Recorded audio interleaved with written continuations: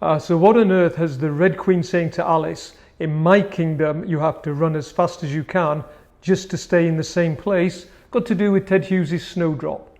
Well, actually, a lot. The Red Queen is a personification of nature, and here she's saying, you must constantly evolve, change, adapt just to stay alive. It's a brutal but accurate representation of the natural world. And it's the same idea that's presented by the evolutionary biologists, nature red in tooth and claw. The blood of the prey is on the teeth and claw of the predator as they struggle to survive. Now, this is not new news for Hughes.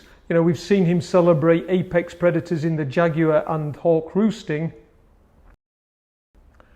But what he's attempting in the Snowdrop is an absolute heist. He's taking a traditional image of fragile beauty, of delicacy, and he's going to try and reframe that image to one of brutality. If he can do that, then maybe he should have gone into advertising.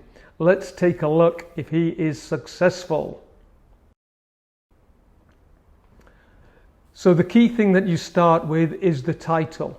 And what you have to know about snowdrops is that they flower in winter between January and March. And winter is traditionally the time of death, decay, where nature pares back the flora and the fauna, and to a certain extent the animals, before it bursts back forward in spring. And we can see this idea in the opening line here. Globe shrunk tight.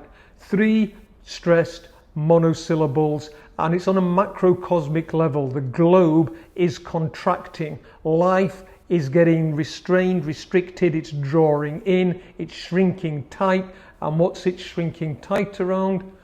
Well, Hughes tells us on the second line, round the mouse's dulled wintering heart. So this is a hibernating mouse, and the life force of it, the heart, is having the impact or the contraction of the globe, trying to slow it down as it reaches dormancy. In the second line, Hughes introduces 2 new characters, the weasel and the crow, and suggests as if they're moving as if moulded in brass. Now, in Yorkshire, where Hughes comes from, and myself, we have this phrase, brass monkey weather. And brass monkey weather is absolutely freezing cold. It's like they cannot move properly because of the elements. And what are they moving through? Well, it's the long winter nights. If in the opening line the elements attack the heart of the mouse, here it seems that the cold is attacking the minds of these animals. They're no longer in their right minds, and what's preoccupying them is the other deaths. It seems that all around dormancy and death is taking over. After that, there's a caesura. And after the caesura, Hughes introduces the heroine of the poem, she, that being the snowdrop. And then she too, so she's being compared to somebody else. She too pursues her ends. And I suspect that the comparison is with the Red Queen, with nature itself. If nature is saying, off with their heads, the snowdrop is equally determined to survive. And this is where the heist begins.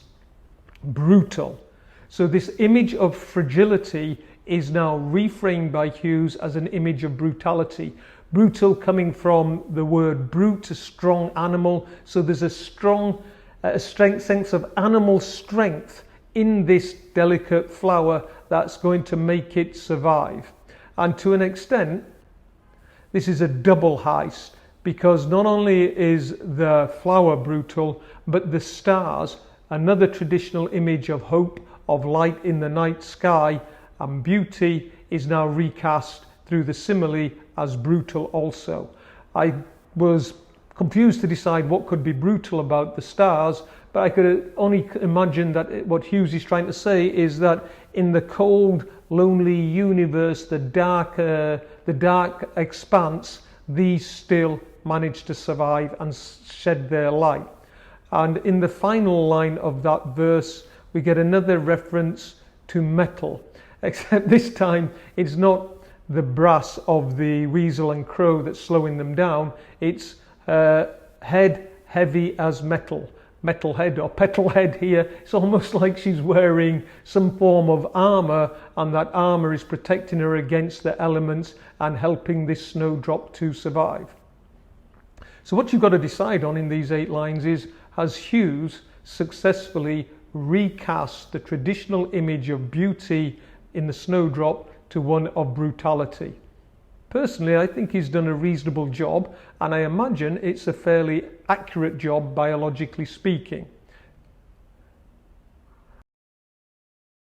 So if you enjoyed this presentation, hit subscribe and check out my online video course, Hughes A-Star Insights, which gives you all the tips, tricks and techniques to help pass the exam.